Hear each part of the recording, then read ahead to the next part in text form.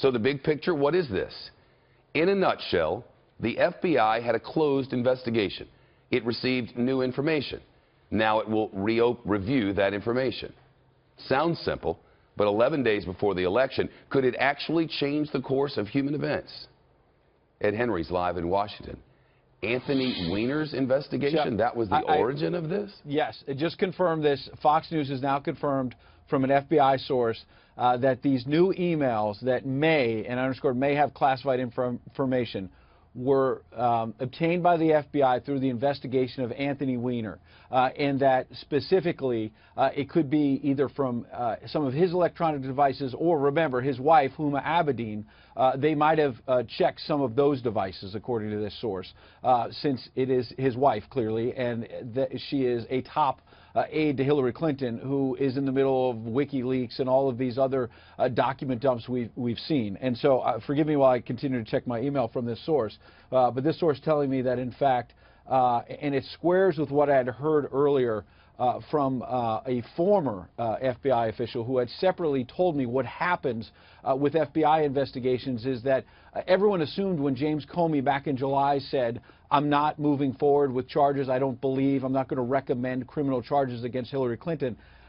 You know, all of us may have assumed wrongly that the investigation was closed. They'd never officially closed it. It was still technically open as they wind it down. Meanwhile, a former FBI official tells me there are dozens and dozens of other FBI investigations and investigations by local law enforcement that might touch the FBI that are ongoing all the time, Shep. In this case, obviously extremely bad luck for Hillary Clinton that Anthony Weiner got into more trouble, and that investigation led the FBI to get in their possession emails that may have classified information, either from Anthony Weiner's device or Huma Abedin's device, or both. And so this could not happen at a worse time for Hillary Clinton. You think about the unprecedented moments we've had in this campaign, and now we've had a moment that's even more unprecedented than the other, Shep. More details are coming out, as you might imagine, like every minute, Ed. And the New York Times has just added to its reporting to say that these new emails were found after FBI seized documents belonging to Huma Abedin and her husband, Anthony Weiner. You were explaining who they are and giving context to this. It sounds like, from the reporting of the Times, that the author may have been Huma Abedin, her longtime aide. Right. And I don't have that part confirmed by the FBI. I want to be transparent with our viewers. But I do have, from an FBI source, that as part of an investigation of Anthony Weiner, you see him there, the law enforcement officials were collecting some of his electronic devices, information that he'd been sending, whether it be text, emails, and whatnot. And I'm still checking my email to get more information. But bottom line is, as part of that investigation of Anthony Weiner, they came across some information from Huma Abedin. I don't have that it's specific documents, but the important part is that while they are separated right now, they are still married, obviously, and Huma Abedin, you can't find a more senior aide to Hillary Clinton than Huma Abedin, by her side at all times. And specifically, let's not forget and underscore that Huma Abedin was interviewed by the FBI in the original investigation. And separate but related to all this, before I got into the studio, I spoke to another law enforcement source who told me that while Democrats are now saying, look, go through these emails, the new ones, do this today, do this tomorrow, get this done before the election, this law enforcement source said, hang on a second. Even before we knew about Huma Abedin, he said they may have to go back to Cheryl Mills with these new emails. Did you see this? Did you see that? They may have to interview Hillary Clinton again. And now, clearly, based on the new information we've gotten in the last 90 seconds or so, they're going to have to bring Huma Abedin back in, clearly. And so the idea that this is going to be resolved in the next 24 to 48 hours, good luck with that, Chef. Yeah, I'll say. Hang with us for just a moment. Let's bring in our senior judicial analyst, Judge Andrew Napolitano. In a nutshell, Judge, as I mentioned, what we have is there was a closed investigation, whether technically closed or not. The FBI director had come to the decision to file no charges. Then they got some new information. Now it's sort of reopened. Beyond that, what do we have here? Well, it's unlikely, just to underscore what Ed Henry just told us all, it's extremely unlikely that this would be resolved to the satisfaction of law enforcement before Election Day. Remember, no grand jury was ever convened in the Clinton investigation.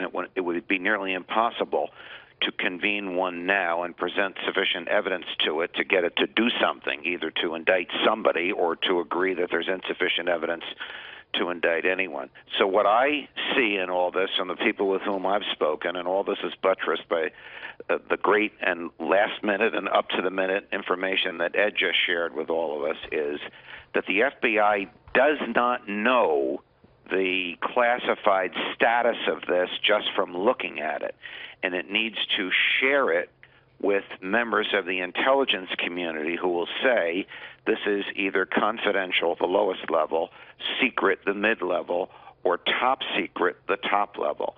And listen, it may be something that Mrs. Clinton sent to Huma Abedin, and then she shared it with her husband, which of course would not be anything that Mrs. Clinton could be blamed for.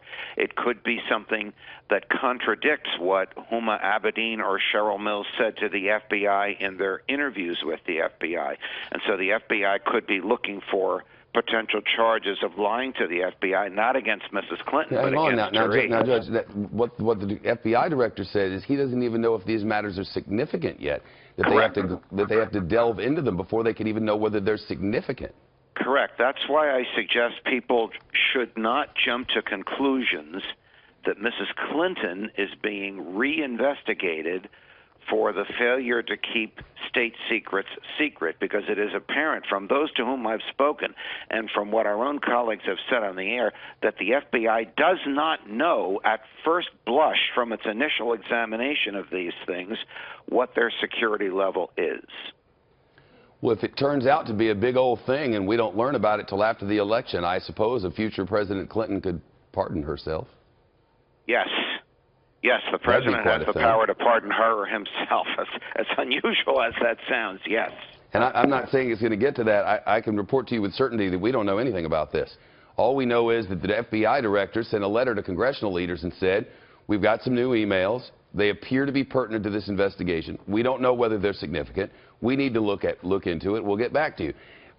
FBI Director Comey's previous statements on this matter were seen widely, Judge, in a bipartisan matter as containing more information than would be normal in the course of events. And does this go even further in this disclosure of things that are murky and unknown?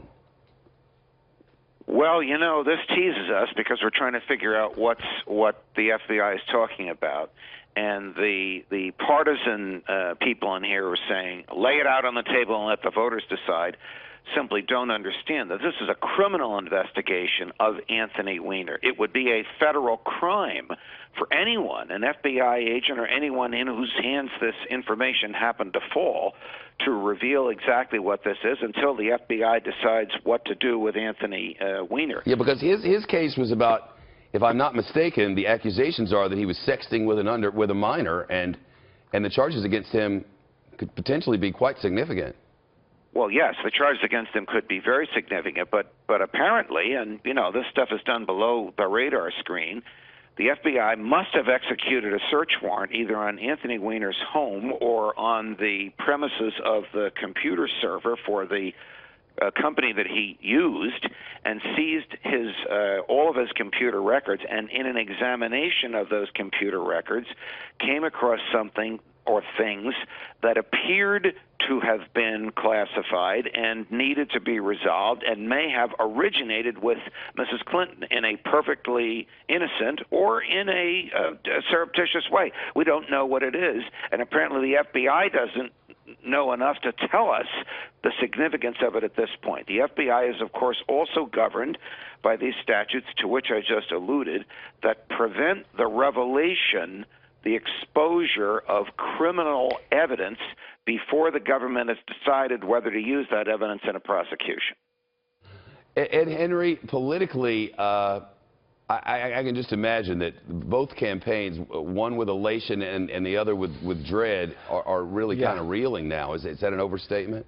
Well, no, not an overstatement for the Clinton camp. I mean, the bottom line is they have been out there saying, let's not get complacent, you know, this election's not in the bag, but that's not really true. They thought it was in the bag because how I know that is we learned earlier today, before all of this, it's now been knocked out by this, but an extraordinary move. Hillary Clinton's campaign announced that the next couple of days she's going to campaign herself in Arizona, meaning they believed that for the first time in a couple of decades she had a chance to win Republican Arizona, if you will. Those hopes are probably out the window. She may still win this race, but the idea that this is going to be a landslide that they thought they had just 24, 48 hours ago seems far, far away. And you could look no further than Donald Trump earlier today in New Hampshire. I know we're waiting for another rally, but that rally earlier where he walked in and said, "I have some breaking news from the FBI," that crowd was electric. I mean, he talks all the time about huge crowds and whatnot. Sometimes they're exaggerated. They are large, but it was electric. I mean, our pictures and our sound showed that. And suddenly, Republican voters, perhaps, who have been pretty dispirited in recent days, watching some of these polls, yes, they have been closing in the last couple of days, but Hillary Clinton has still been in the lead. It narrowed in the Fox poll to what, about 3 points a couple of days ago. But Republicans have been very dispirited at the idea that maybe Hillary Clinton was marching to victory.